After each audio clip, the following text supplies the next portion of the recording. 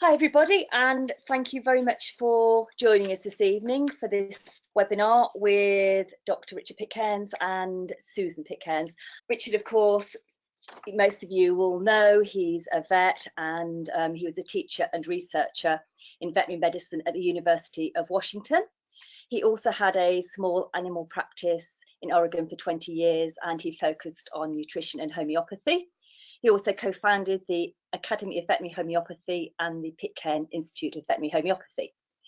And his wife, Suzanne, is an award-winning artist who's also known for her poetry. And they've just recently published the 4th edition of their very popular Complete Guide to Natural Health for Dogs and Cats. So I'm delighted to have them here and very much looking forward to this webinar on healthy, humane and sustainable feeding in the 21st century. So over to you. Oh, thank you very much. It's a pleasure to be here with all of you. What we are planning to do today, Susan very graciously spent quite a bit of time putting together this slide presentation, which will go over the major points and major topics of this last edition of our book. So it'll give us a foundation. We're planning, if we discipline ourselves, that it'll last about 20 minutes, and then we're going to open it up for discussion. So that's the plan. That's the plan, and we're going to try to adhere to it as best we can. So I'll turn this over to Susan, who will then go through the slides with you, and then if I can think of anything to add, I'll comment as well. Susan? Okay, thank you. This is actually probably about the 5th time we've done this, and it's a little bit different each time for those of you that may have seen it before. So we started this with the 3 ideas of being healthy, but also being humane and sustainable. Those are the 3 important principles we like to include in our own diet and in that of animals also, as much as possible. And I think probably most people are in agreement with the principles of that. So here we are, and we live in Sedona now. That's Red Rock Crossing. And back way when, in like 1981, we wrote this first edition of our book. We were on the Merv Griffin show, sort of a farce, but anyway, there we were. And we popularized feeding carefully balanced and supplemented home-prepared diets for both dogs and cats.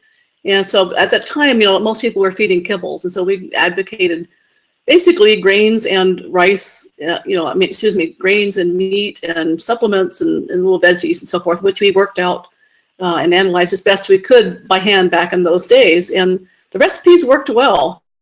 And we often found that just simply switching, when people simply switch their animal to nutritionally balanced recipes of these different things, it would make a huge difference in their health. And most of them had been on kibbles before. And so for 35 years, this approach really has worked very well, for countless dogs and cats. It's been gone global, really. We have here's the 2nd edition, the 1st edition, the 2nd edition. Here it is in Italian and in German, 2 different German editions, and in Spanish there was another one too, Korean, and then this was the 3rd edition, which was just until recently on Amazon was still the #1 bestseller in small animal medicine. Now, probably this is true of many people listening today, that many people now take the diet a little step further in the natural direction, understandably, and feed mostly raw meat and some veggies and bones and so on. It's called, as you know, the raw diet. And it does not include grains in many cases, sometimes sweet potatoes or something like that. So you'll see a big zero grain, no grain kind of trend, especially since 2006 when there was a scare about some products that were coming in from China. Well, why not? Dogs are canines. They have canine teeth, much more than we do. They clearly evolved to eat meat. So you see, here's their cousin, the bear. They're in the same family. Look at those mouths. Same thing. And but like bears, they also do like their fruits and veggies. They actually seem to crave them. Somebody was just telling me yesterday that her dog just really, really seemed to want berries very much and just goes for them extremely. So whether it's the raw diet or whether it's the one that we are advocating, meat, mostly meat or partly meat, a fresh diet is clearly an improvement over commercial foods. We all know this. I mean, the things that are in commercial foods are pretty unsavory. expired meats and 4D, dead, dying, disease, disabled meats, even euthanized pets and their collars. I mean, it's just, there's in all kinds of stories. It's pretty easy, and moldy grains, rancid grains, and leftovers of the human industry, food industry. And so it's no wonder, that has made a difference. However, important as it is to feed our dogs healthy diets, how we do that really does have very important impacts on others and on the future of the world. And we had always had some emphasis on that in our book, but we have really had like an awakening on that a couple of years ago. And we're all learning things. And here's some things we'd like to share with you for your consideration. Not only, as we all know, does consuming meat, fish, eggs, and dairy clearly harm the animals from which they come, and like most poultry is factory farmed. That may not be the case as much in England as it is in the U.S., but here it's like 98%. And in conditions, just horrible conditions, really. With big trims and male chicks are smothered or in bags of plastic and thrown into grinders. I mean, because they're not useful. And even on a home, like a farm, there's castrations and things without anesthesia. A lot of times cows are slaughtered and they're still conscious and, and they're skinned. But there's evidence that maybe as many as a quarter of them, that happens here in the U.S., skinned alive. So that's clear. But something that we often don't know that much about is how key resources and agricultural conditions, ecosystems are in dangerous depletion. We may be facing some very serious problems, even in our own lives, certainly the lives of our children and our grandchildren. Our numbers are increasing. First of all, let's look at climate change. It's widely considered, a major threat to human civilization, even if there are a few holdouts in the U.S. and elsewhere that don't believe that. Only 97% of climate scientists agree on this. And the leading cause, there's some disagreement here, but some say as much as 51% of it is due to animal agriculture, primarily due to the production of methane, which is a very potent greenhouse gas, though short-lived. And like here, you can see this is one of the reports done on that. The 51% of greenhouse gases are attributable to livestock products.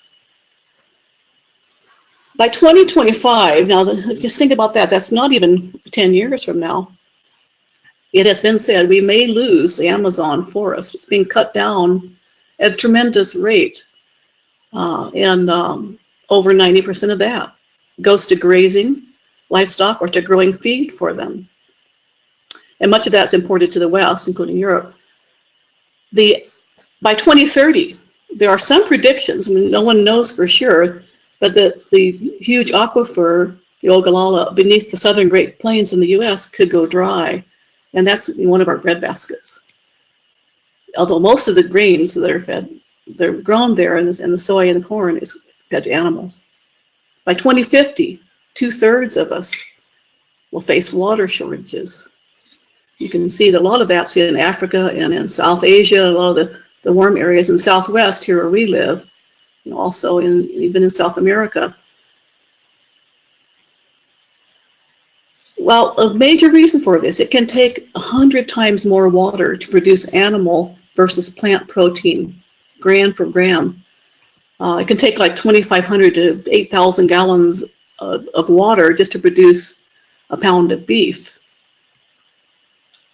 By 2050, the oceans may also be empty of fish, which I'm sure that we even understand what that would do to the climate, to our oxygen levels, and to let alone to our hunger and our sustenance. Right now, half the catch goes to feed livestock, fish farms, and pets. 80% of the catch is also by-kill, includes dolphins and sharks and such like. And they just take, most of these big trawlers just rape the bottom of the ocean floor and take the whole ecosystem out. It's very destructive. Some say there's no such thing as sustainable fishing.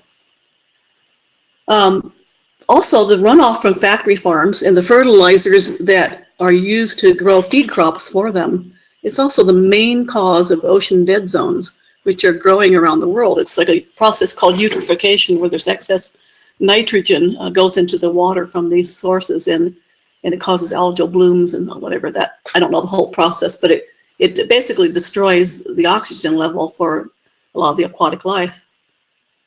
Because of that, the Amazon, the water, the climate change, and habitat destruction by 2050, half of all species alive today may be extinct. We've already wiped out, 52% since 1970 of the Earth's, bird, mammal, fish, reptilian, and amphibian populations.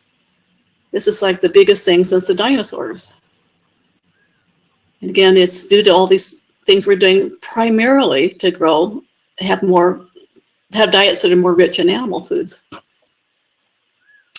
By the end of the century, if this loss of water and seafood and has not already wiped us out, there's also predictions we may lose all of our topsoil.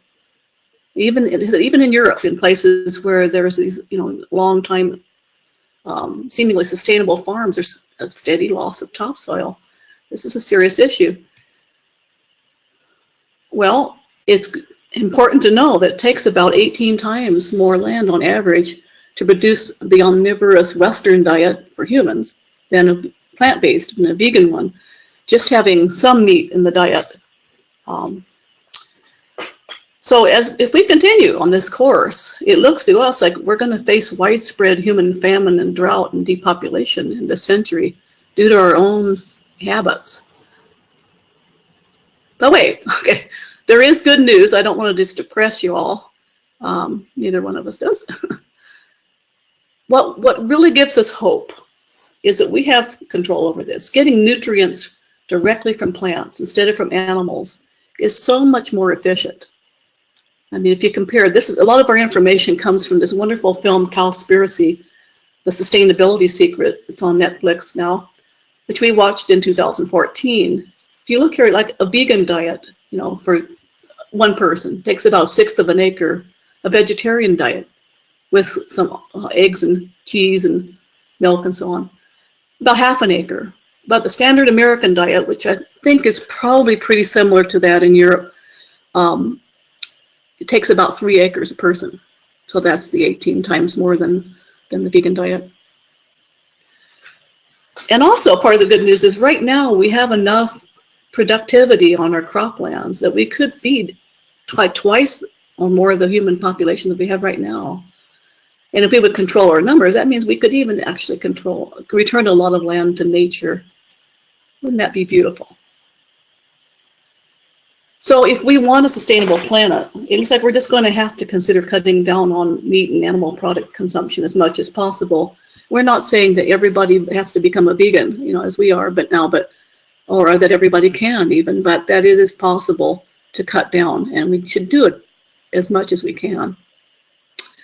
For humans, this is very attainable. In fact, the healthiest and longest lived cultures in the world eat 90 to 98% plant-based. Like in Okinawa, they ate like 70% of their traditional diet was sweet potatoes. And many people would live to be 100 routinely in good shape. You can read about that in a book, which I didn't have time to insert in this slide, called Healthy at 100 by John Robbins. Really a good book, very readable. So what about dogs?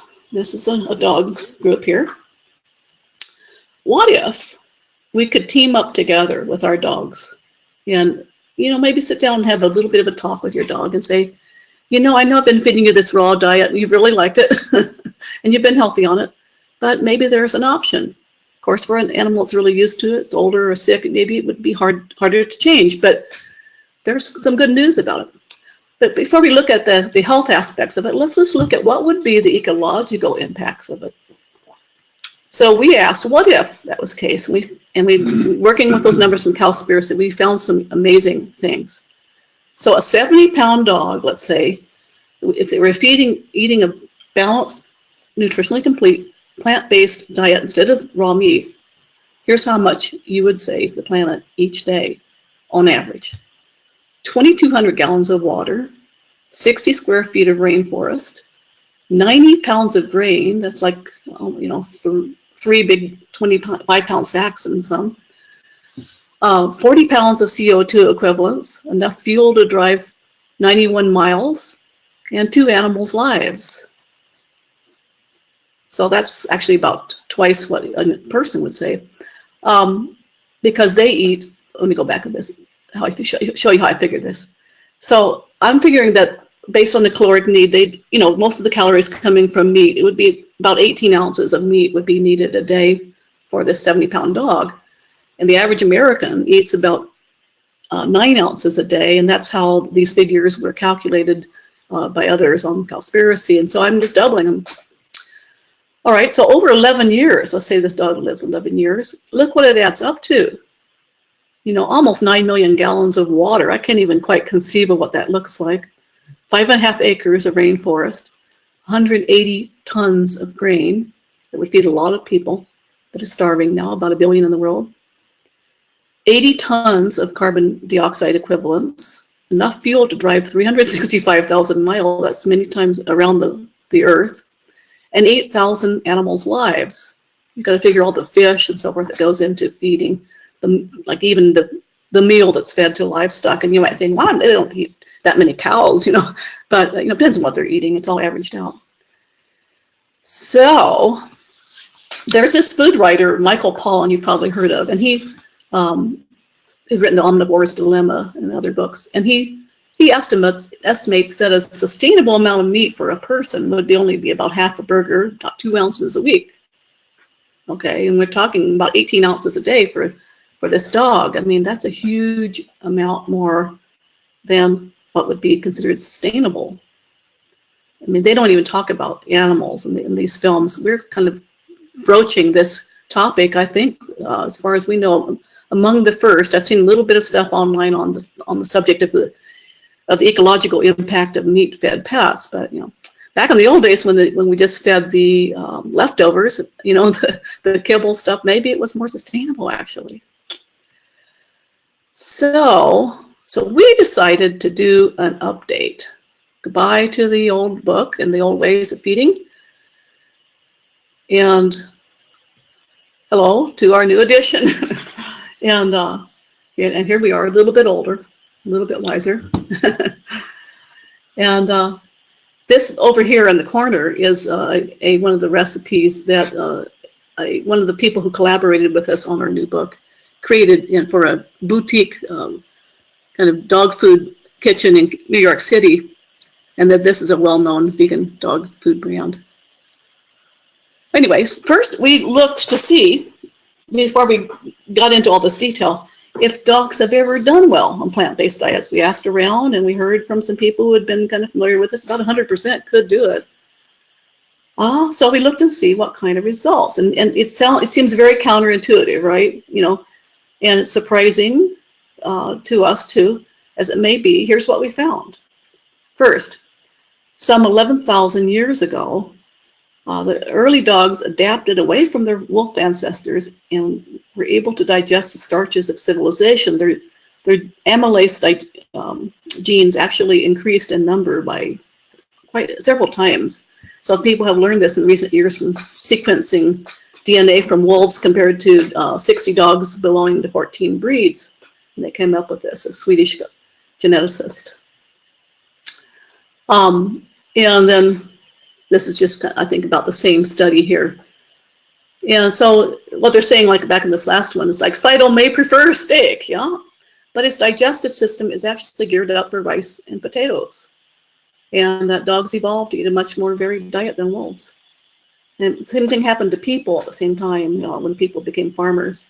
Our genes changed too. So those who've never been farmers, actually, like native peoples, maybe some of them like the Inuit, they don't have such an adaptation so much.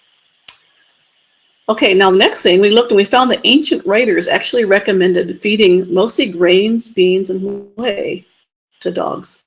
Perhaps a few dregs from the stew pot. Some even advised against eating meat. You can read about this on the article on dog food on Wikipedia. There's quotes from different authorities in the past. Like here's a Columnella, whatever. I'm assuming this is a Roman who's advocated eating barley meal mixed with whey. or if you don't have that, then wheat bread mixed with the liquid from cooked beans. So that's what they were feeding, and obviously dogs survived all this time, right? Were able to reproduce. Currently, we hear reports of, indirectly and some directly, of thousands of dogs that have thrived on well-balanced commercial and fresh vegan diets. Many people started doing this in at least the 1970s. And one of them is right there in England, Anne Heritage from Somerset. She raised some dogs to advanced old age. She fed the same thing every day, pretty much. A stew of lentils, brown rice, textured soy protein, nutritional yeast for the B12 and extra vitamins, and lots of fresh veggies from her garden. And they also got a lot of exercise and love, and they had companionship and all these things. And together, their lifestyle, the oldest one lived to be 25, was the oldest dog in the world at the time, and their pal Floyd lived to 20. And then she had a German Shepherd that lived to 15, longer than the breed usually does. And then our friend Alan Schoen, a veterinarian, was telling us about a client who brought her dog in for the first vet visit at age 20. And she was exceptionally sparkly and healthy for any age, she said. They gave her a thorough exam, did blood tests and all that. Her diet, a varied fresh food vegan diet like her person was eating, with healthy omega-3 oils and superfood supplements. And so that was pretty amazing. This is a mixed breed, mid-sized dog. We don't really have a picture.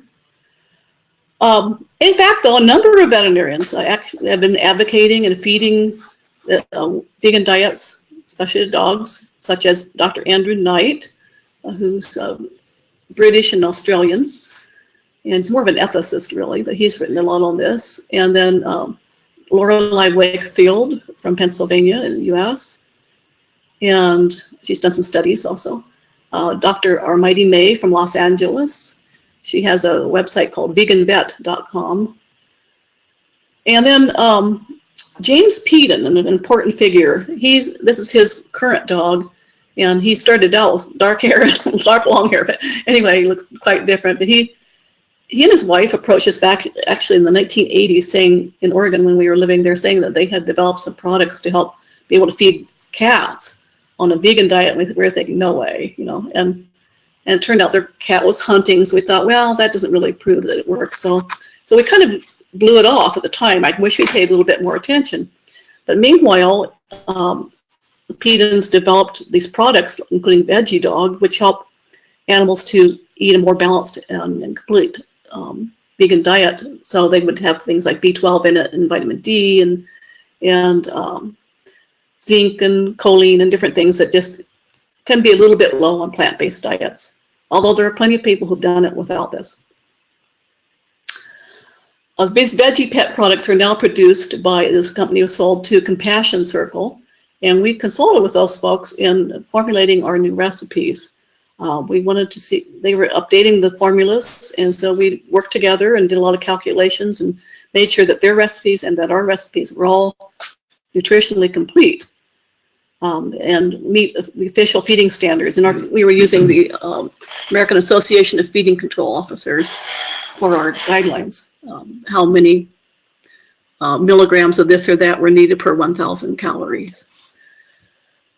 So another person we encountered who has some YouTube videos is Jan Allegretti, and she's raised herself several Great Danes to exceptional ages. They were rescues at like age 6 to start with. And again, feeding pretty much what she would eat as a vegan and some supplements. She sometimes would feed people multiple vitamins, I think, as well. And omega-3 oils, hemp oil, and things like that. And nut butters, fruits, as snacks, and broccoli and whatnot. A real varied diet. Her whole thing is being flexible and being varied. And so her program is called the Fresh and Flexible Program, and she kindly loaned it to us to use in our book. And it can be done with meat also. It's kind of a proportion program. Now here's another gal, Sanai Suzuki, who has written a book that's come out recently called Healthy Happy Pooch. And she's raised a ton of dogs. And both she and Jan, the last person, have also had many clients, and they advise that are doing this successfully. And she emphasizes at least half beans, in her recipes, well mashed and so on. And she's had her recipes analyzed also by a veterinary nutritionist. And so they're excellent books, and they also her book is, both of these two actually, really good books with a lot of good advice on just caring for your dog and lifestyle issues, and general care. So there's also some other books here. This one's just come out. Another British author who's come out, Plant-Based Recipes for Dogs. Heather Costner is her name. It's kind of hidden here. And this, The Simple Little Vegan Dog Book, has been out for a while. Michelle Rivera. She used to live on the farm in Tennessee, kind of an old hippie commune. It's actually vegan. And then also, this is one of the things that really got my attention, was I found this when I was searching 100 vegan eating dogs. There's lots of stories of dogs that switched from eating kibbles or raw meat or whatever to eating vegan and did just fine and lived a long time. So they're onto something. Plus, meanwhile, there's been a number of vegan dog kibbles and canned foods, and they have really surprisingly good reviews, with a lot of glowing reports of dogs who had skin, ear, eye, coat problems, and their energy level really improved, after they switched to this. And probably in most cases they were going from kibble to kibble. So you might say, well, okay, it's something that's maybe not as good as the raw diet or whatever. I can't say, but there's not been studies done on this so far. But we've also gotten good feedback about those commercial foods, as well as fresh foods, from friends, clients, from other vets, like our friend Mary Beth Minter, who I think might be online now, lives in Sedona, and her dog Rudy. He's a real jumper. He likes to play, and he does get little bits of meat from her husband, and he gets both fresh food and also commercial food, vegan. And then our friend Felicia Thompson and her older dog Teddy, they switched to a fresh food vegan diet. He's a rescue, and he's doing just great, and his health has improved, and his kidney values and things too. And then look at this beautiful dog. This is James Peden's dog, and she was one of the models for the illustrations in our book, which I got to do this time. So you might ask, why? Why would so many dogs not only do as well on a plant-based diet, but even have, improvements like better coat health, energy, longevity? We don't know for sure. Again, there's not long-term studies yet, comparing, like they've done with people, where they have maybe 100,000 people in the study. That's really significant. But, no one's done this so far, so we're kind of paving the way here. Obviously, other people have come before us, but we're encouraging you. Here's a clue why this might be what we think. Could it be toxins? Richard particularly thinks this. Toxins, there's like some 100,000 chemicals, right, that have been approved without really being vetted properly, tested on their health effects in our environment today. And I can add, most of them have not been tested for, like probably 80-90% have not been tested for health effects in people. And just forget other animals. It's not even a question to the government.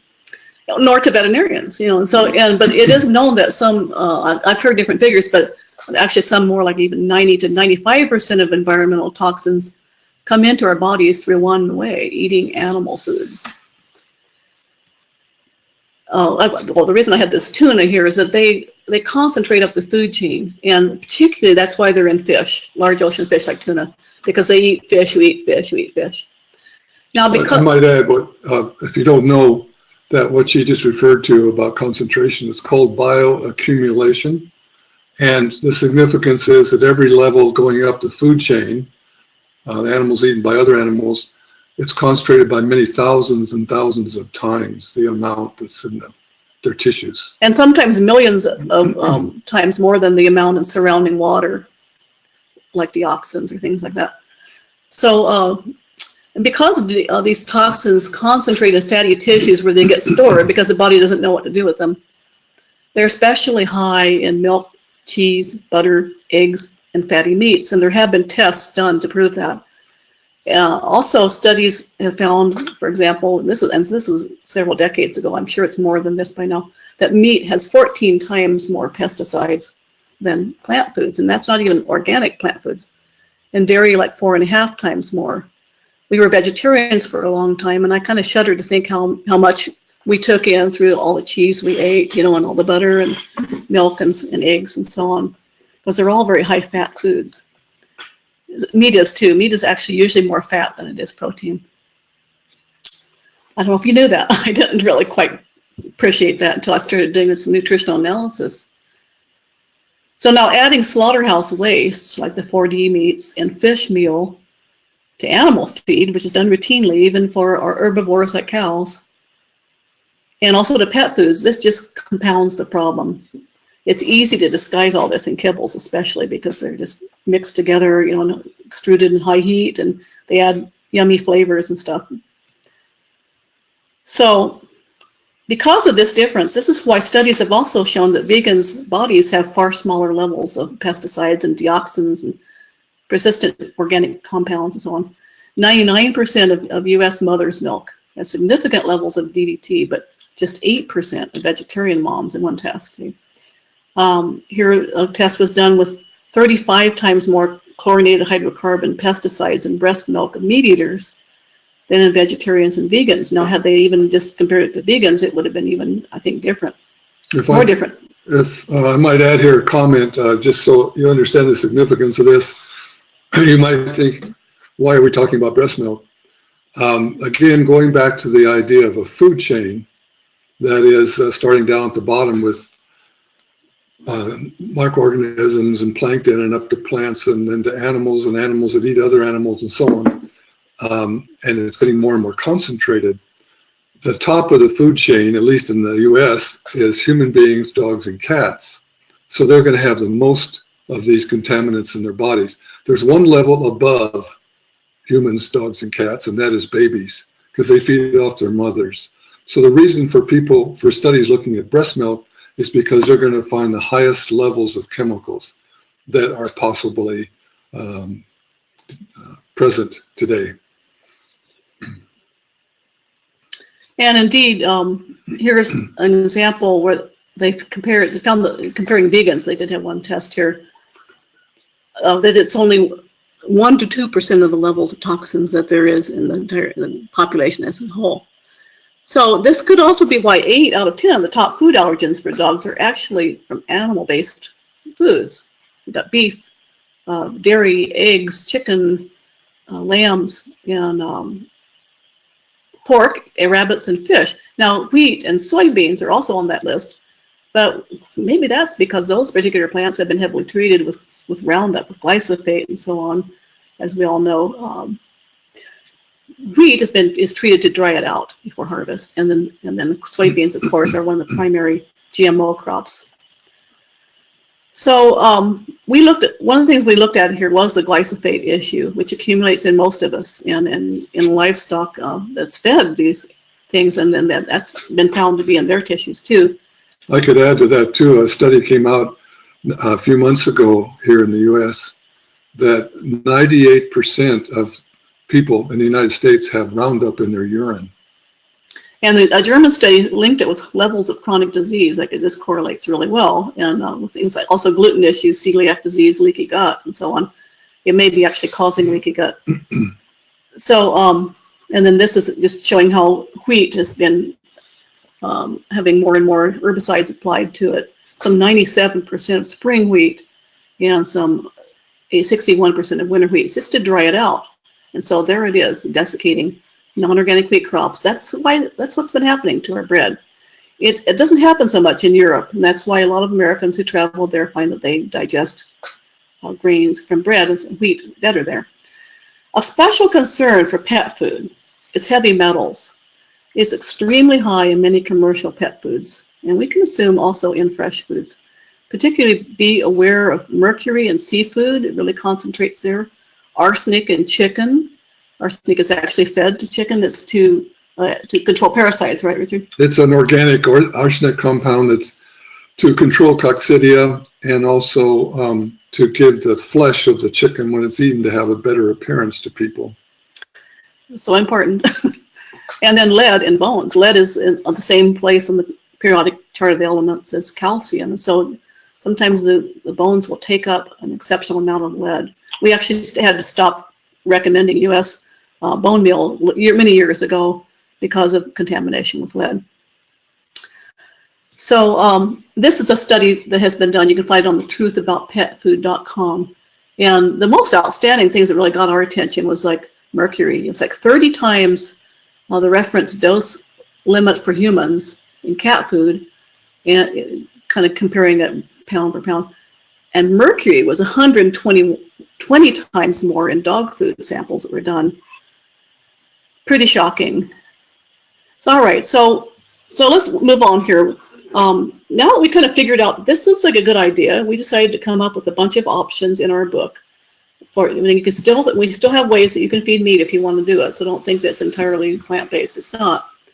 But we have a lot of palatable recipes that we've checked out that dogs and cats like, particularly dogs, and that so they emphasize legumes, tofu or beans, peas, sometimes lentils, especially, are well digested, and seeds, and sometimes textured soy protein or vital wheat gluten, more in the cat recipes where it was needed more to get the protein up.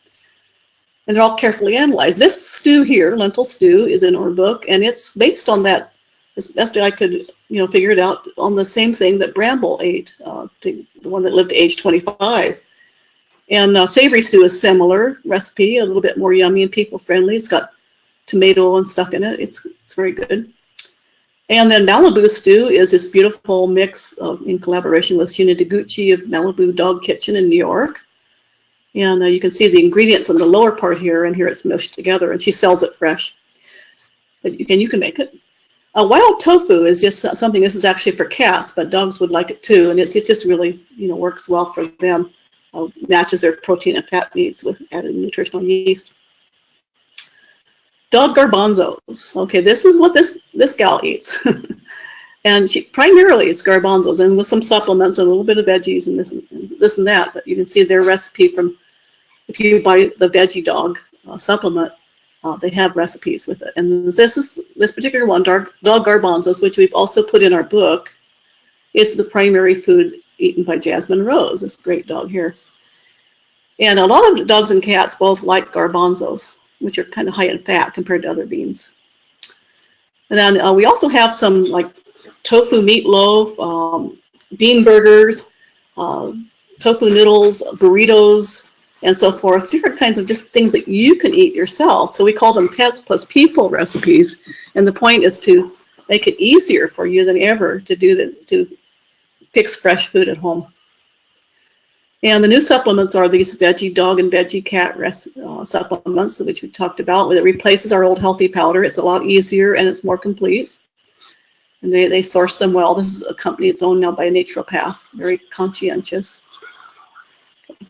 And we're kind of coming to the end of our time. We want to allow some time for question and answer. So I'm going to whiz through this a little bit more, but I just want to show you how we did a complete nutritional analysis. This is on a website, much easier than when we used to do it by hand. So they're all analyzed carefully. Nutritionfacts.com or nutritiondata.com, excuse me. And so you can see like amino acid scores, completeness, and just the different levels of everything. So and then we would put it into a program and compare it on per 1,000 calories. We spent a lot of time on spreadsheets on this thing. Maybe too much, but we wanted to be sure. And as a result of that, we were able to kind of devise some homemade prescription diets that work best for particular conditions like weight loss, allergies, diabetes, kidney disease, depending on the parameters, macronutrients usually like, more protein, less protein, more fiber, less, and so forth, that are appropriate for different conditions. We also have some flexible, broad programs. If you wanted, for example, to still feed the meat, you can cut down on it using Dr. D. Blanco's program, which is basically a hot cereal breakfast. This is our breakfast, but basically like steel cut oats or something for breakfast with maybe a little bit of fruit, maybe some nuts if they like that. Doesn't have to be that, and some milk, or it could be plant-based milk. And then at the end of the day, you could feed the raw diet. And then we also have these flexible broad programs like Jan Allegretti's program that's based on percentages, of legumes and carbs and fats. And it's a very simple, intuitive program that's worked quite well for her and her clients. And yes, we even have some packaged foods for convenience, travel, backup treats that we recommend. And as we said, these vegan kibbles are good. They're free of a lot of problems, and they get good reviews. A lot of people have found improvements. Oops, I was missing something. But it's better though to supplement with fresh food. And if you do that, make sure that it has enough protein in it. You don't want to just add a lot of fruit to something like that. All right, so packaged foods, it's best to alternate it or mix it with fresh foods. Here's some that we like, particularly V-Dog. They've had thousands of clients that have done well. The dogs have done well on it. Some living to age 20 just on kibble. And Natural Balance Vegetarian Dry Dog Formula. And there's also Benevo. I think, I'm not sure they actually have that. It's a UK brand, but I'm not sure they have a dog version. But anyway, you might have to look around there in the UK. But this one gets really good reviews. It's a little cheaper. And then we have some handouts also. If you search Susan Pitcairn diet handouts online, you'll find this postcard, and you'll also find this 2-page handout, which just kind of summarizes some of our favorite recipes. Here's a lentil stew, there's a burger, there's savory stew, a tofu meatloaf. This is really delicious, and animals love it. And then also another handout we made a year before, which is Jan Allegretti's diet with the different proportions of protein and carbs and so on, and then some other recipes and supplements, treats, etc. that we recommend. So just again, go to Susan Pitcairn diet handouts, and you can download these.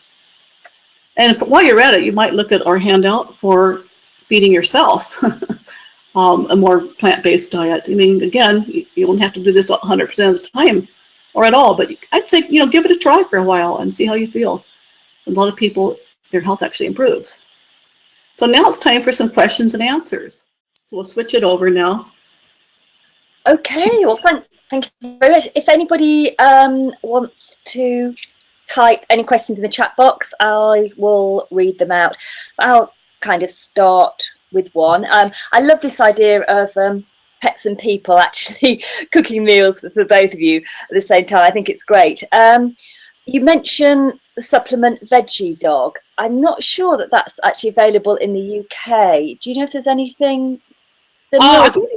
Yeah, I believe you can get it. That's a good question. I believe you can get it online, but we also give a substitution in our book, and it's spelled out there. But it basically involves like using a good human multiple vitamin, and then you can use a calcium supplement in it, and there's at a similar level actually as the Veggie Pet, like such as there's one called Animal Essentials. I don't know if you can get it there. It's algae based, and we like it because it's got less contamination than a bone meal based, and it's more humane and sustainable. Yeah. So there's ways to get around it. But there's also a product that's made in Australia. I don't know if that makes it more available to you or not, but I think it's called. It's got a similar name, Veggie. I can't remember the name of it, but it's something similar to Veggie Pet, Vegetarian Pets or something. And just put that in with Australia if you want to give that a shot. But really, you can do it for dogs pretty easily. And a lot of people have not even used vitamins at all. Like if you look at that little vegan dog book, they fed dogs for years on recipes that if I analyzed them, looked to me like they'd be a little bit deficient on protein. But they seem to be working. So yeah, okay. We had more respect. Right, let's go through these questions. First of all is from Brigitte. So thank you very much, very interesting. The vegan diet seems to mean dogs and cats can no longer have any bones, which they enjoy so much. And I have to say, yeah, I do enjoy seeing my dogs gnaw on a bone. It's kind of good for their soul. When I had a litter of puppies, they really, really did enjoy, at 5-6 weeks. It seemed to be very, very good for them. So I think that's kind of a good point. What's your thoughts on that? I might raise a question because I don't know, but in your country, was there a time when you used leaded gasoline in your cars? Yeah. Well, that's the situation here. For several decades, we used leaded gasoline, and the reason that lead was added to gasoline was so that the engine would run quieter. And the problem was it spewed out the exhaust, vent for decades all over the land. So we're very contaminated with lead. Right. Yeah. The lead then is taken up by plants and animals, ends up in the bones of livestock. So that in this country, you cannot legally use the bones of livestock as a nutritional supplement for humans because it's got too much lead in it. Nonetheless, they've been putting it into animal food for a long time, even though it's too toxic for people to eat. So I don't know what the situation is. Right, but there are options for chewing. There's if you look at that diet handout that I recommended, the second one, where it gives different treats and things like that. There's products that are made that are like chewable kinds of things, like they might be dried sweet potatoes or whatever. But you can also use carrots and raw broccoli and things like that. And they enjoy chewing on a lot of different things. And so in our book, we go into some of those options also. I also see a question here. What impact on behavior can a vegan diet have for dogs? That's a really interesting question. Yeah. And Jan Allegretti, who has a lot of experience with this, more than we do, tells us that she has observed that a lot of dogs calm down. I mean, not sluggish, but they become just more well behaved when they switch diets. And again, why would this be? I mean, if it could be adrenaline and things like that. Yes, I can share some information on that. We don't know for certain, of course, because we don't have the testing and the detailed studies. But we know that mercury is very high in dogs. A few tests have been done of times or more what it is in humans. So it's at a very toxic level. Well, mercury affects the brain very strongly. And there is enough information as to what mercury used to do because it was used as a medicine in people. Some of the side effects of mercury in human beings is excitement, tendency towards anger, actually in humans a desire to kill other people, the overreactive aggression, and so on. So it's very possible that mercury in the meat is causing animal excitability, maybe even seizures, for all we know. Yes, I see another question here. Someone who came across plant-based diets reading the China study, and she sees the benefits, and is it acceptable to lessen meats in a dog's diet? Absolutely. So particularly if you've been feeding the raw diet, and that's what your dog's used to eating, and the gut bacteria and so forth are going to be adapted more to that, it would be advisable to do this gradually and see how they do. And they might, we've been learning that the gut bacteria are a lot of what causes us to have cravings, by the way, for different kinds of food they're wanting to be fed. So what about, just going kind of back to the bones that we're talking about, we often give to a dog because they clean teeth. So do you find that chewing on, I don't know, raw carrots and things like that, or are there other things that can help to clean the teeth if we're not feeding bones?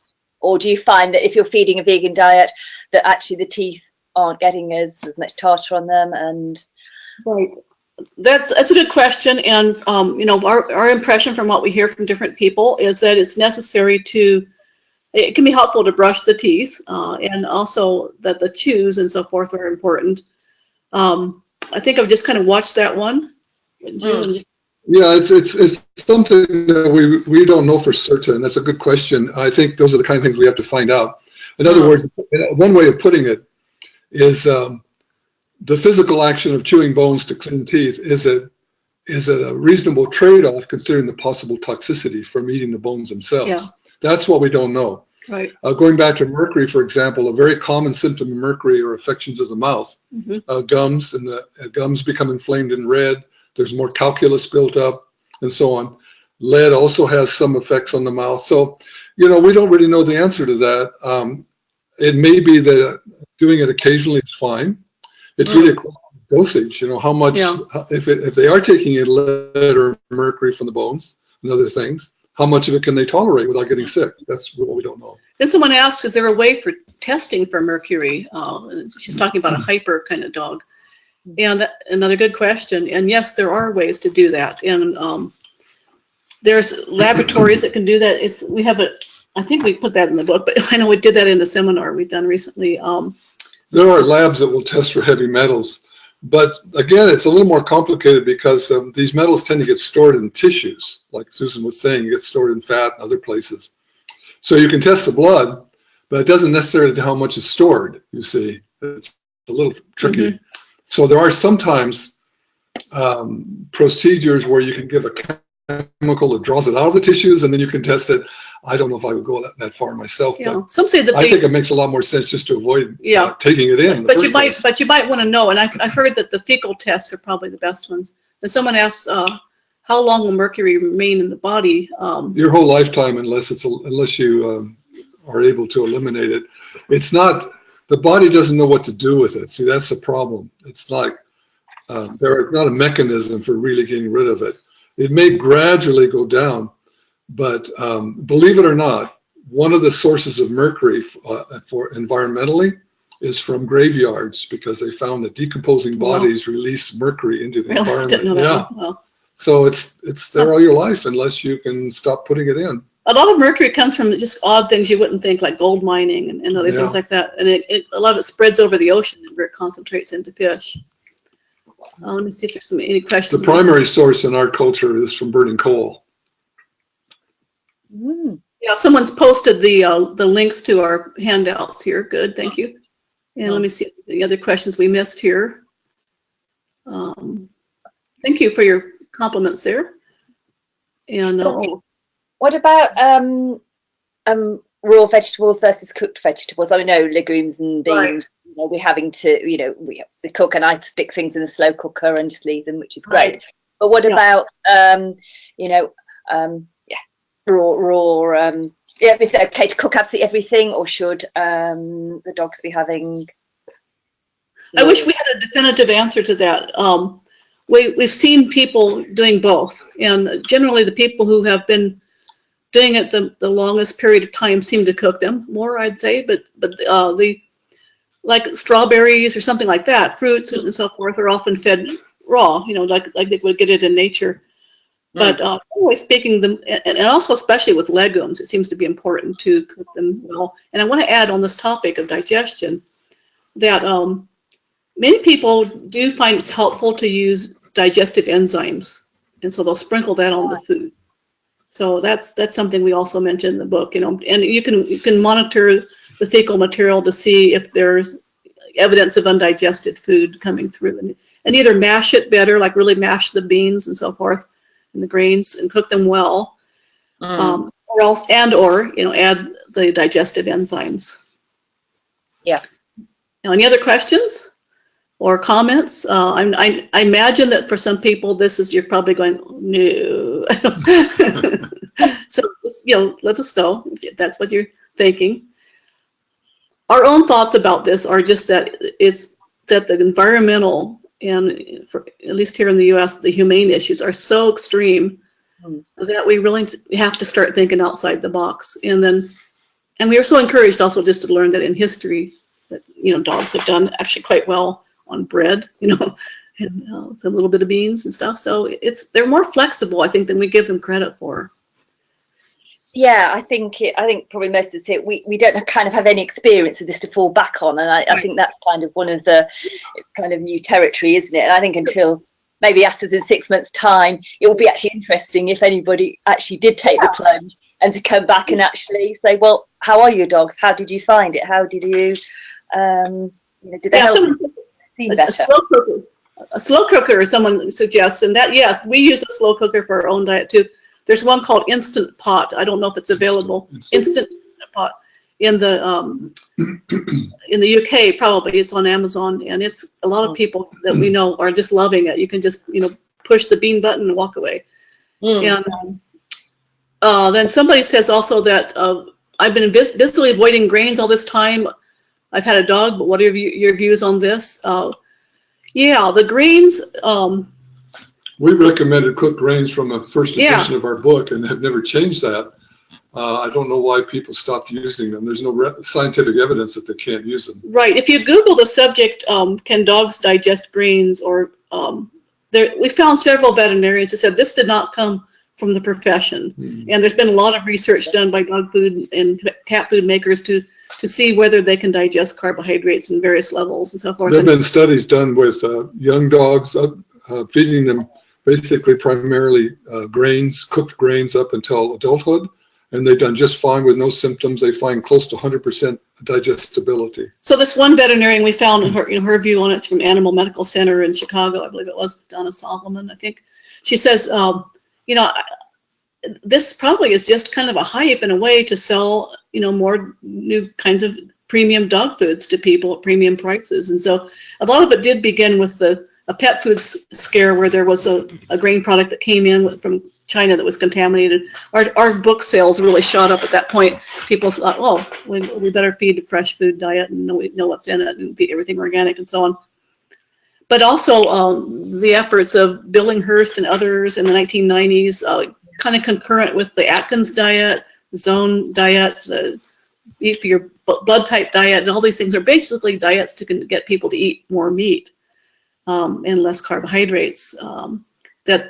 That's been an influence that's going on in our culture, and the way we see it now, it can't continue. There's not really a choice. I mean, maybe for a few years for those, you know, that have the money to do it, but not for the world.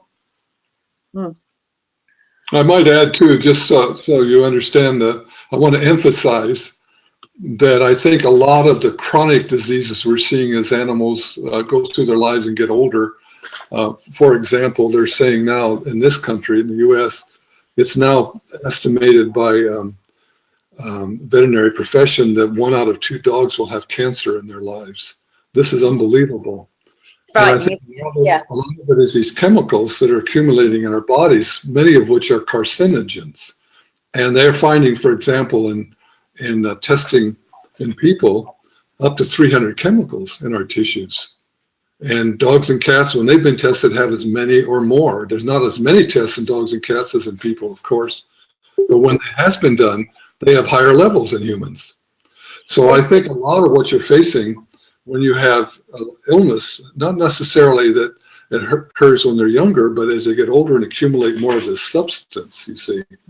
So this is where it gets tricky, because you might have the experience of switching your animal over from a kibble to a raw food diet, primarily meat, and see them get healthier, which they would. Of course, it's more nutritious.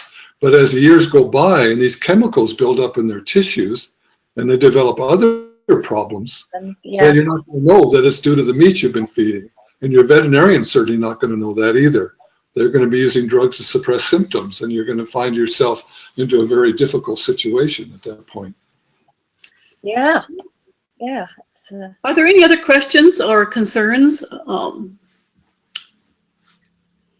Again, we would encourage you to give it a try, you know, and for yourself too. I mean, a lot of people, it may or may not be, we don't know for certain that every single dog or every single person can thrive on a plant-based diet, but there is a lot of evidence that, you know, in large, especially for humans in large population studies, that they actually do better, and probably, and it's more clear for us. I mean, we're primates, so we don't have claws, and we don't have canines, really, you know. So we see in color, so we can you know, spot fruit and stuff like that. You know, the fact that dogs are in the same family as bears and are omnivores by nature gives them a real leg up on this. For cats, it's harder. For cats, it's like maybe 2/3, you know, can do it, and we go into more detail on that in the book for those of you that have cats as well. So are there any, this perhaps a question for Richard, any diseases that dogs have where you would actually say a vegetarian diet or vegan diet isn't actually applicable, or is it something that you can just try? So, okay, well, there's some that dogs have where you'd actually say, oh, that is. Well, that's a good question. I'm not sure I have a quick answer to it. I think probably if you have an animal that has a chronic disease, it's really best to work with a veterinarian that could guide you in that. I would say if your animal even though it has a chronic condition, if it can eat well enough, in other words, it doesn't have a problem necessarily with digestion or a problem like cats will have sometimes where they won't eat. If they have normal appetite and they're able to digest food, I think they probably do better. Because it's just sort of common sense to me. I mean, if what I'm saying makes sense to you, that if you're feeding a food that has some poisonous material in it, some toxic material, it just makes sense to feed less of it or not at all. You're bound to help. It just makes sense. It's bound to help. And at the same time, if you keep feeding that meat that has, say, chemicals that are responsible for the symptoms, no matter what drugs you use, you're still going to have the problem, right? Yeah. Logical. Someone asked about cancer. Would it be what would a low carb? What about carbs in the diet of a dog with cancer? It's kind of related to what he was saying. I mean, there's no reason to avoid carbs in cancer. It's a misunderstanding. This whole thing about somehow the carbohydrates feed cancer is simply not correct. I don't know where that comes from. Here's someone who does a vegan diet several days a week. Let's miss this here. Has a weight issue and certainly knows on those days she seems to be more energetic. Well, that's interesting. So it can only be good for her. So veggie seems a good way to go. Yeah, the energy levels, increased energy levels without being hyper. It seems it's something that people report often. Let me go back for a moment to this thing with the cancer, because I think it is one. It's something that needs clarification. It's sometimes said that sugar feeds cancer cells, and you should avoid carbohydrates as a result because carbohydrates are converted to sugar. So the first thing to understand is all the food that's eaten is converted to sugar. That's what your body lives on. All the cells in your body live on sugar, on blood glucose. And the cancer cells, yes, they use it too, but they don't use it as efficiently. So it doesn't make any sense to say that sugar feeds cancer any more than it says that sugar feeds all of your body tissues, and you can't avoid it. So you have to think in terms of avoiding perhaps an imbalanced diet or a toxic diet. Makes a lot more sense. And there's a question here that relates to this that's very important, I think, that we answer. Brigitte says to all, I see dangers in chemicals sprayed onto crops and plants, and the idea of feeding almost exclusively greens and grains would increase the poisonous material in their bodies, plus GM food. Well, I thought maybe we made this more clear, but some studies, like Michael Greger, who's an MD that follows this kind of research all the time, and he has a webcast every day called nutritionfacts.org, and he has done a study. He was saying he goes through the whole long thing to get to this point, but says that if you can't afford to buy organic grains and veggies, there's a certain risk, in the chemicals that come in on that. But the risk was like 3 compared to like 97 for animal products. So in other words, for the same reason we said that all the toxins and so forth accumulate in animal products, this is kind of, it's really the opposite of what you're saying here. The chemicals that are sprayed on the crops and plants, they're important, but they're not as bad as when they accumulate in the animal tissues. And you can also better afford to buy organic grains and vegetables when you're not buying meat. Yeah, just to add to that, make it maybe more clear, is that yes, there are these. If you are not using organic and you use vegetables or grains that have things sprayed on them, yes, that's not good. However, as Susan said, it's like maybe less than 5% of what you're going to find if you're feeding meat, because the animals that eat those grains and things that have been sprayed accumulated in their body thousands and thousands of times. So what you're doing is you're giving them a very large dose by feeding them the animal's body. Now, if you, for some reason, you could also consider, if you are feeding some meat, maybe trimming off some of the fat, if that works in your particular situation, or feeding lower fat meats like turkey, say. Chicken is actually only like 23% protein or something like that. With chicken with skin, the rest of it's pretty much fat. You go look it up on nutritiondata.com, and you might be surprised to see, like some meat like deer and turkey, it's like maybe 50% protein, 50% fat. But generally most meats are primarily, their calories are derived from fat, which in a way kind of means empty calories too. So plant foods have a lot more vitamins and minerals in most cases than animal foods do. They're much more nutrient dense per calorie, which is the modern way that food's analyzed, as I understand it. It used to be more, percentage of dry weight and so forth when we first did our book, but now it's percentage of calories, and there's long arguments as to why it's done that way and why it's more effective. Yes, some of the superfoods are highly nutritious, aren't they? Like wheatgrass and those things. Hugely nutritious. Plants are the basis of the food chain on planet Earth. I mean, they're the ones that are getting the energy directly from the sun and bringing the minerals up from the soil. And so everything else is just kind of the middle animal. You're getting your nutrition from the middle animal or the middle fish or whatever. For example, you don't get your DHA from a fish. You can get it from algal sources, which is where the fish get it from. So there's a vegan DHA products we use, there's one called omega-3. So that helps save the fish in the oceans too, and still helps you get your healthy omega-3s. Any other questions? Let's see. Anybody else? Any more questions or comments? Anybody tried this? Is anybody going to try this? Has it really made you think about it? Has it made you say, "Oh, yes," or actually no?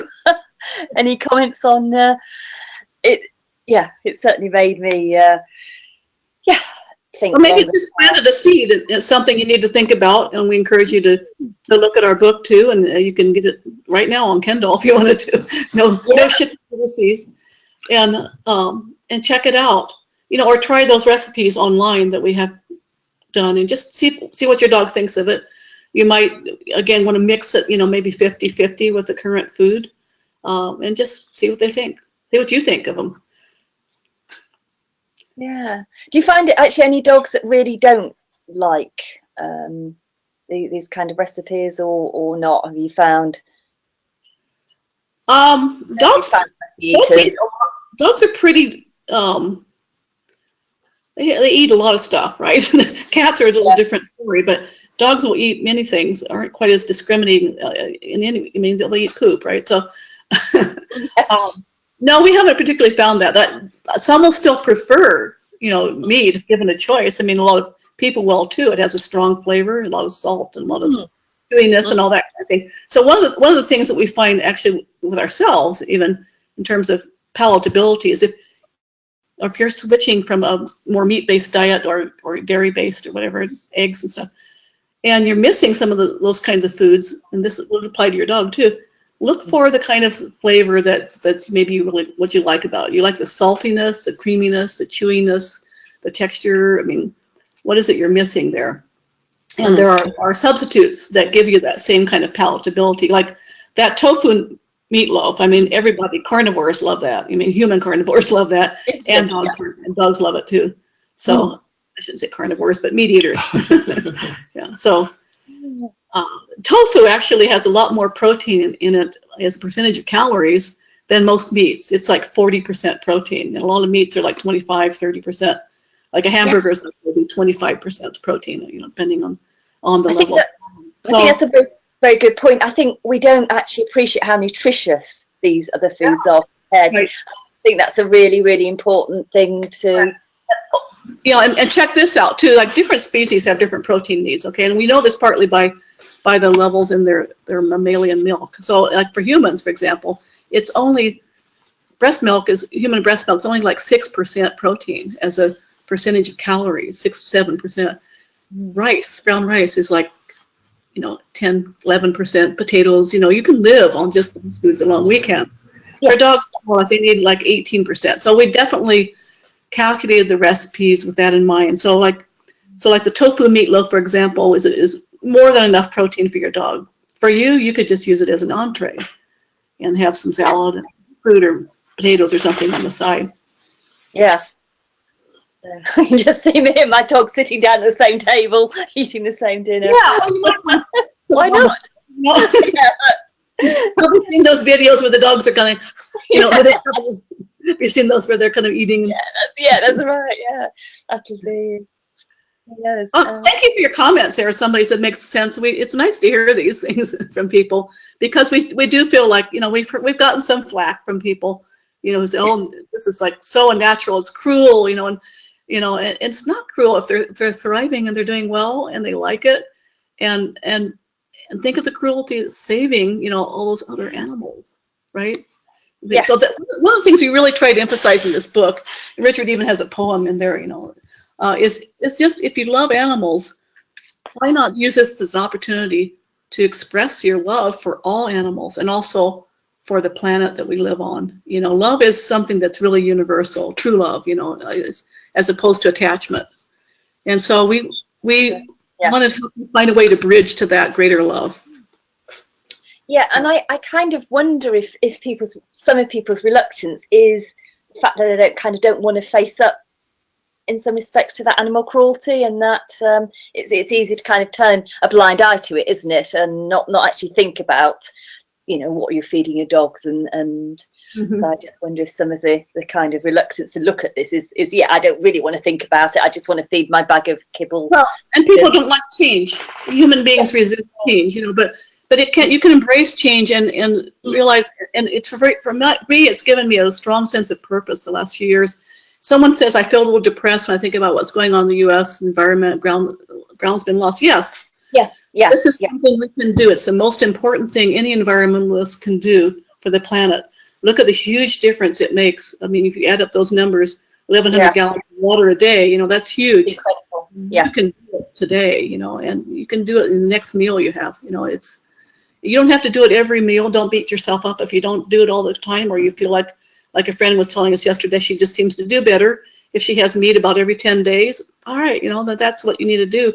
That's a huge improvement over having it 3 times a day. Yeah. But also I wanted to say that this movement is growing rapidly. And this sounds a little idealistic. There was a movie recently produced on BBC called Carnage, about, you know, what if the UK went vegan by 2064 or something like that. It's kind of funny with little pyramids in the background, and everybody kind of it's just a little baby lamb. It's just a lamb, it's a little baby lamb, you know. Anyway, they can't understand how anyone would ever have done that, but check it out, Carnage. But anyway, the fact is that if someone's done some figures, like, if every person who went plant-based or more plant-based, let's say near vegan, convinced just one other person a year to do that, in the US, for example, the number we have now, in 10 years, everybody would be vegan. Just do the power of doubling. I mean, talk with other people about it, you know, it's a cultural change that needs to happen. Yeah. It's not a political change, it's a cultural change. Yeah, and I might add, you know, it's an obvious thing, but if we come to understand that some of these things that are being sold and used in our culture are not really the best for us or for our animals or for the environment, it's a very simple thing to stop buying them. Because if there's no market, they're not going to make it anymore. Yeah. Someone says also, do you think this maybe is too time consuming? That's what puts people off. Yeah, I can see why you would say that, but cooking for yourself takes time. I mean, if you want to eat out, you know, right? This is where we're saying just the same foods you cook for yourself. But if you want a healthy diet, you've got to cook for yourself, right? So you've got to cook something there, so you can feed the same thing to your dog if you just understand how to proportionalize it and add some supplements or whatever to make sure you get everything that they need. But it's really not that hard, and the Instant Pot makes it helpful. Planning ahead, doing a cook up, you know, maybe, and freezing some stuff. I mean, if you have a bunch of big dogs, yeah, it's going to be harder, but it's going to be cheaper too. I mean, you can cook large amounts. Again, Anne Heritage of Somerset fed 5 large dogs the same thing. She would just put it in the big stew pot and would go for about an hour, and then she'd feed it to them. So it's just lentils and rice, and once you get the routine down, it's really quick. You know, it's not that long to do it. You just have to plan it in advance. Here somebody says, I resisted for years even though she knew about the accumulation of toxins because she saw how well they did on the raw diet, but now I see they're doing even better, but they get a lot of raw vegetables and fruits, so, and all organic, and shares green drinks. So yeah, you know, if you've been feeding your dog the raw meat diet, you know, a lot of the reason it has been doing better is because you are feeding the same thing for people too that are doing paleo. they're eating a lot of raw fruits and vegetables, which are very rich in healthy phytonutrients and antioxidants that help you fight cancer and a lot of chronic disease. So, and smoothies, you can share smoothies with your dog, yeah. Yeah, there's actually a lot you can share, yes. Yeah. Well, it certainly made me want to sit down and, you know, look through some of these recipes that look absolutely delicious anyway. And good. You might think about something you could have for for lunch or something tomorrow. We're about to have lunch here, and it makes me getting hungry. The tofu nut loaf. I guess you guys probably have good access to tofu in the UK. We do here. Yeah. Get organic, definitely, yes. Yeah. And it's combined with, and you have, I think, better quality bread there than we do, in terms of the glyphosate and all that. So, yeah, you just basically mix tofu with breadcrumbs and oats and some seasonings, and it's really easy to do. Top it maybe with some ketchup, or you can use a gravy. We have gravy options in our book too, based on things like nuts and seeds like tahini and so on, that are all tasty. And you can even make a gravy out of potatoes, actually, and nutritional yeast and herbs and stuff. It's fun to learn this stuff. It is. So you say it's learning new stuff. As Leslie said, do you think there's a connection between a raw diet and stomach ulcers when feeding raw meat? Well, I don't have an opinion. Do you? Connection with raw diet and stomach. Well, again, I don't want to just keep harping on mercury, because it's not the only substance that is, there's hundreds of things found in food, heavy metals as well as other chemicals. So we don't know necessarily it's any one thing, but I do happen to know that one of the symptoms of mercury is ulceration of the stomach and intestines, as well as other parts of the body. So certainly it's possible. Again, see, we don't, I don't know how to put this. It's an odd thing. We have, as a culture, we have produced some of these chemicals and substances to use, and then in knowing to some degree that they're going to go out into the environment. But we've never really looked at what they will do when they come back to us. It's like we haven't really looked at the health effects of these substances. And when I have contacted years ago, when I've contacted companies about testing of some of these substances that are used in medicine, and I ask about what possible effects they might have, say animal products, veterinary products, what would it do to a child or a person? When I ask those questions, they say, well, they're not intended for people, but we don't have to test it. See, that's the attitude. So there's a lot of stuff out there that we just don't know. If there's 100,000 chemicals in use, you can see how much ignorance is there. We just don't really know what they do, any one of them, really.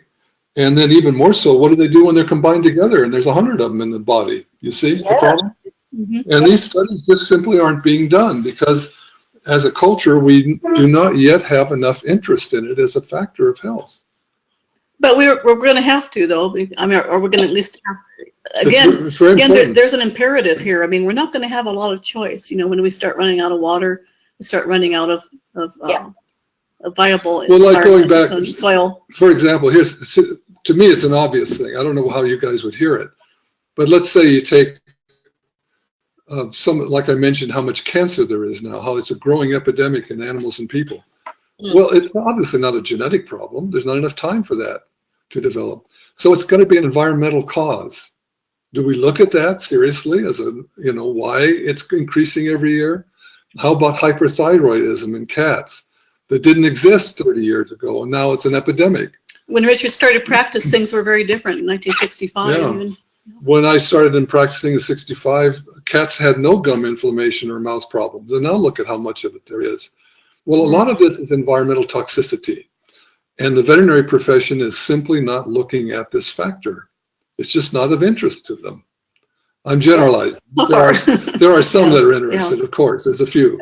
But the profession as a whole is just not that interested in it as a consideration. I want to kind of stick my neck out a little bit here too and say that without naming a particular product, one of Richard's clients recently had a high-end nutritional supplement made for dogs analyzed, it was extraordinarily high in, was it mercury? Like Arsenic. arsenic, 2,400 times. We showed you some things where it was 120 times the reference dosage limit for humans. It was like way up there. So this client's cats were getting every day a dose that was 2,500 times the acceptable maximum dose for humans of arsenic. Wow. Yeah. This is the kind of thing. See, this is what we need to be looking at. The food quality and the contamination of food is really important to look at. And so that has to be, we have to give attention to it. Instead of looking for drugs and doing research for drugs to try to, control symptoms, why don't we give a serious look at what might be causing these things? Yeah, well, and there's a lot of conflict of interest here. The people who made the movie Cowspiracy, which again we highly recommend, recently made a follow-up called What the Health, and it looks at the collusion between the big pharma, big medicine, and big agriculture as well. That there's a lot of money involved in convincing you that you've got to eat meat, you've got to eat dairy to for a healthy body and all that kind of stuff. And there's no money to be made in convincing you to eat more broccoli, or to feed to your dog. There's just no money there. So follow the money. Consider that factor. And we recommend again that movie is very eye-opening. It's called What the Health, like what the hell. Yeah. And I think Mary Beth Mentor is on this call and has been feeding tofu and says her dog loves the tofu meatloaf, and so does she. Richard loves it too. I have to say. And Mary Beth has been very encouraging, and she's really, as a veterinarian, she's been encouraging. So Richard's retired from practice, okay, but she's been out there on the front lines encouraging people to try this with their dogs and getting good results. Some people resist it because there is such indoctrination at this point, about the raw diet, being like the only way to do it, even though historically this is really a pretty new thing. People couldn't afford really to feed much meat to dogs except for the kings or whatever. And days yore. Go ahead. So there's a question here about adding supplements. Supplements can be useful. We prefer, the first step would be to use organically raised foods because it's the most nutritious. And if supplements need to be used, use whole supplements like brewer's yeast and other things rather than isolated supplements, which are, first of all, probably questionable now as far as the quality. A lot of them have been found to not be as good as they thought they were, coming from other countries, coming from China and so on. So I would say first emphasize the food, the best quality food, organic food, whole food, as much as you can. And start with that as your foundation. You'll find oftentimes it's sufficient. Yeah, it's important to realize that food comes in a matrix, and we used to kind of think more in terms of vitamins and, taking supplements and all that. I think a lot of people did. But there's been a lot of research now finding that things can become imbalanced. So it's better to use whole foods, whereas the less processing, the better. And the more organic, the better. There have been studies finding that nutrients declining. One thing we didn't cover on this webinar, nutrients are declining in our food supply due to rapid growth. Too much fertilizer, too much breeding for fast growth, whether it's plants or animals, and then destroying the soil so that the microbes aren't there to kind of help the plants take in the minerals. So there's as much as 50% or more decline in various minerals in the soil. So it does make a difference. So if it's organic, so we encourage you to use organic food as much as possible. Grow your own if you can.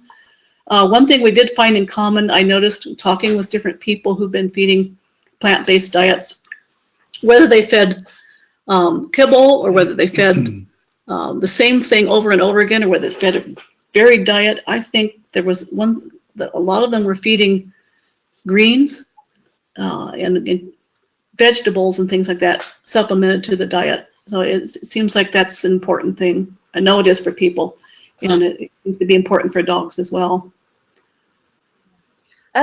Just kind of wind up, are there any support groups, like Facebook groups for people that want to feed their dogs a vegan diet? Yeah.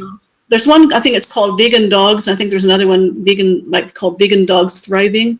There's a vegan veterinarian site. Just start looking around online and you'll find something. There's one for cats and so forth too. There's one that's against it for cats on Facebook. It's interesting that some people who are vegans resist this message, actually, because of the idea of it being unnatural and cruel and so on. But, you know, how natural is it to have a little tiny chihuahua? You know, it's like, instead of a wolf, to confine it. And would it eat cow, really, when you feed it some, you know, beef or something like that? Not really. So there's a lot of things we do that are unnatural already. So, you know. Yeah. So evolution adapts. That's one of the messages in our book too this time, is that what's natural and holistic. What's natural is for life to change. What's natural is for evolution to evolve. That and holistic is to consider the well-being of all beings on the planet. So we're expanding that definition. And we feel we have the right to do that. We're old farts now, and we've been at this for a while, so I feel like we have a right to do that and say that, you know. So why not? Yeah.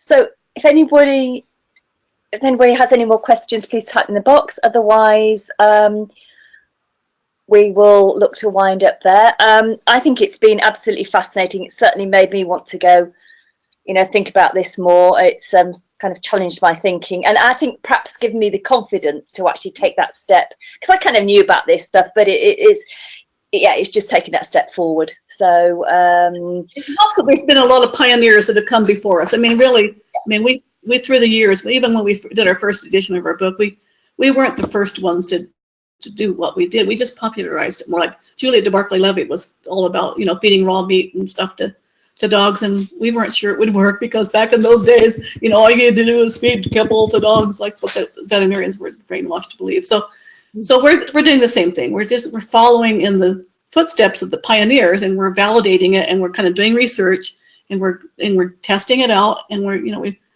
we don't ourselves have a dog right now, but we've been sharing these recipes with friends that do, and they're doing great on them. So it's exciting.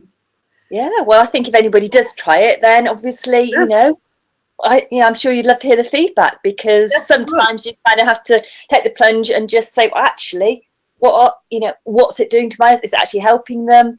Right. So and adjustments as needed, you know, and kind of don't just give up if your dog throws up or vomits or something. Do dogs have a lot of wind on this diet? I mean, that's a good one to end on. Yeah, well, we do. Yeah, no, legumes. I mean, if there's too much, you can always throw in some more, you know, use digestive enzymes or cook. There's different ways to cook beans, particularly. And fiber also will produce, you know, more fiber in a diet will produce more gas. I mean, it's not necessarily an unhealthy thing. You know, it's like very natural to a cow, right? So, I wish, if Mary Beth, I don't know if you can say something to that. If you can type something in there if you're listening still. I think I'll just take her off mute if I can. Oh, okay. You there, Mary Beth? Aha. She says, you can help spell there's a dog a bit. There's Rudy. He just said yes. I'm sorry. He hears everybody. Okay.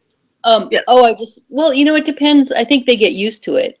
And I haven't really had issues with my own dog with a lot of gas. I mean, I think it's more like their stool will be more bulky and softer in a lot of situations, which can be good. I mean, especially if a dog's not been pooping a lot or they have anal gland issues, it helps open the anal gland, you know, stretch the anal sphincter and they empty the gland.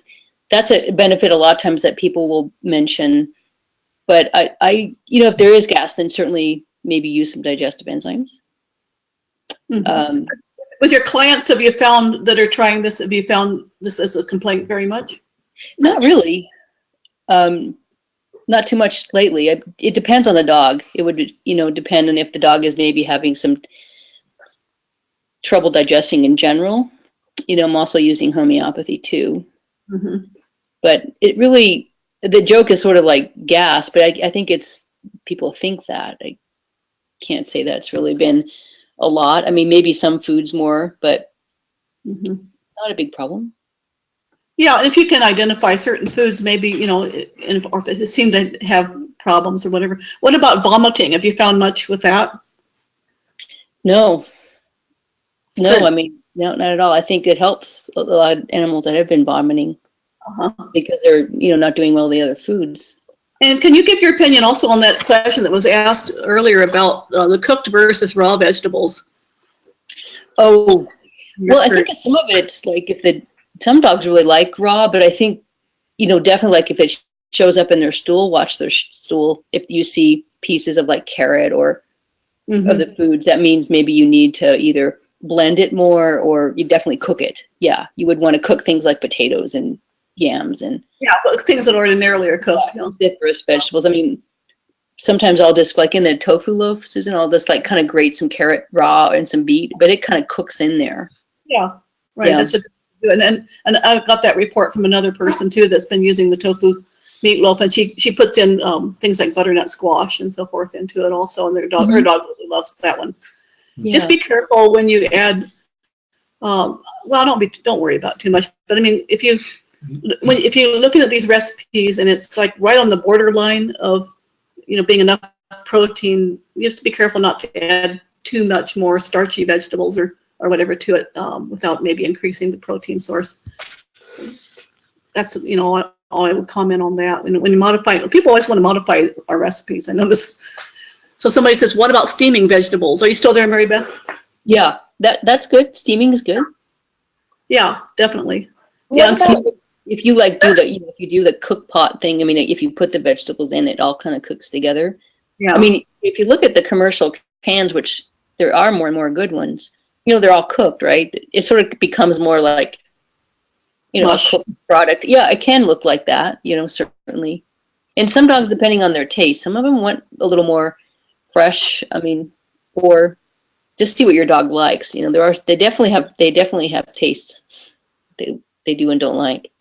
Yeah, they vary too. I mean, by season too. Like what's fresh, and they can tell like what's fresh in the summer. And like our dog likes figs and fruits in the summer, but not. I was going to add just maybe help understanding of this question, cooked versus raw. It's not. We're saying that dogs have, say for example, going back to grains or carbohydrates. They have as much enzyme to do that as humans do. That's been determined. The difference is that the dog's gastrointestinal tract, its intestines, are only about a third as long as humans. Oh, right. So it's not that they can't digest it. It's just for some things that are slow to digest, they go through it before they get finished, if you will, end up in stool. Mm-hmm. So if you cook it first, it sort of pre-digests it. It makes it digest faster once it gets to the stomach and into the intestinal tract. So if you find that you're doing some vegetables, you're blending or grating up raw and they're coming through the stool, then they just are, it's not that the dog can't digest it exactly so much as it is that it hasn't had time to. So then if you cook it first or steam it, that breaks it down somewhat so it's more easily taken in. Does that make sense? And back to the question, I've also on legumes, I just wanted to add that rinsing them several times, adding either a piece of kombu, a sweet seaweed, or a piece of potato is often recommended to reduce the gas and take off some of the chemicals that kind of tend to produce that, and remove it from the beans before you serve it. Some people use baking soda. I'm not really sure about that particular one. Sounds a little strange to me, but that's supposed to be an old trick also to reduce gas in beans. What about juicing? Do you have a juice for your dogs? Some people do that. We tend to believe that it's better to, if you're choosing between like a smoothie and juicing, it'd be better to do the smoothie because you're not losing the fiber, you're not losing some of the nutrients that might be there on the skin or still retained in the vegetable. So there's a prominent nutritionist, T. Colin Campbell from Cornell University, who's written a book called Whole. And he really argues very strongly and intelligently for the importance of whole foods. So we don't necessarily even say that we're eating ourselves a vegan diet. We're eating a whole food, plant-based diet.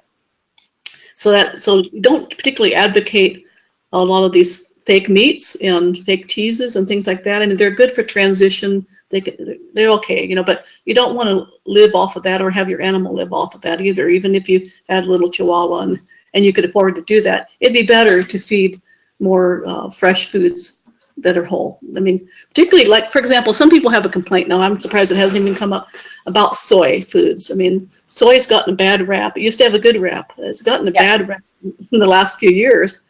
And the few studies that have shown any problems with soy seem to be using isolates, like soy protein isolates.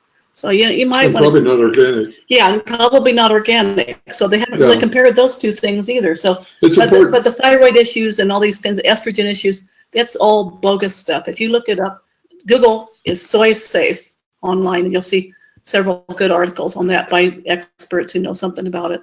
The other thing to keep in mind is if you see a study that somebody refers to where they've said that soy causes some problems, if you look at the study, oftentimes they're not using organic. So, and then yet at the same time, the people that did the research aren't even thinking of something like glyphosate from Roundup in the soy, you see. They just ignore it.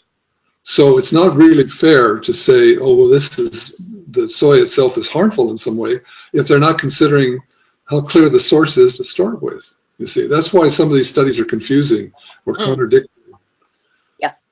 And you'll find that when you look at it carefully, you'll find almost never do they use organic foods when they do their evaluations. And studies that have been done that have shown, like, giving children, grade school children, organic foods for just like a couple of weeks, I think it was, versus their tissues tested much more clear of different urine of toxins in a short time. So it does make a difference. Yeah, one study of children over a period of 2 weeks fed organic had a markedly drop in the amount of chemicals in their urine.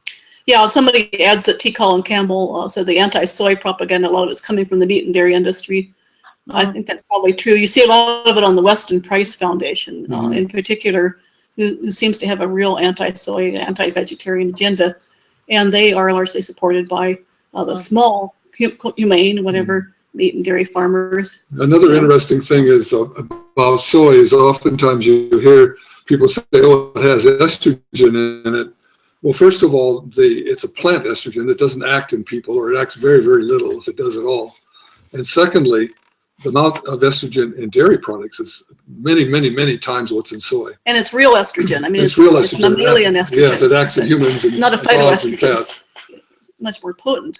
Yeah. And one thing to remember that I never realized as a lacto-ovo-vegetarian for like 40 years is that, and this sounds stupid, but to not realize this, but to have, for a cow or a goat or anything to give milk, it has to have given birth to a baby.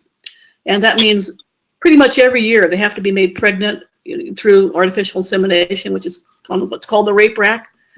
And generally nowadays, the young calf or lamb or whatever is taken away from mom immediately, and with much distress for both of them. You can't separate. So the mother's either pregnant, I mean, the one's giving milk, pregnant, or just gave birth, and the estrogen levels are really high in the milk, and that's appropriate, for feeding the young. But also think about this, as far as dairy goes. How natural is it for an adult of any species to continue drinking milk after weaning? Why do we do that? And why do we think we need milk from another species? It might have made some sense at some points in northern climates, during the winter when they had animals were grazing or whatever. Like in Northern Europe, I mean, there's a lot of dairy consumption there, but 75% of humans around the world are lactose intolerant.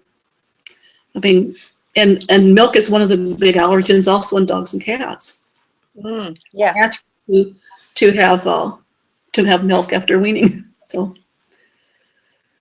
Yeah, but we were kind of brought up on it at school. We used to have a bottle of milk. Get your milk mustache and everything. And in fact, there's a lot of in the U.S. There's a lot of infiltration in schools.